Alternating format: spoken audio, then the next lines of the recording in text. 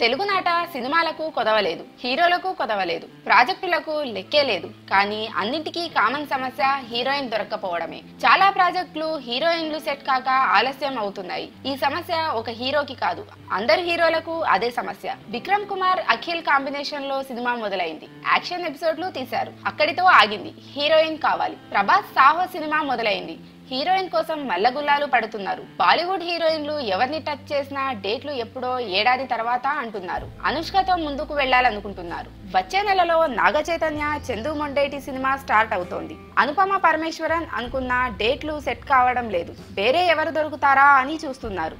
బన్నీ బకంతం వంశీ సినిమాకు అదే సమస్య. ఇప్పటికీ 3-4 హీరోయిన్ల పేర్లు డిస్కషన్ కు వచ్చాయి.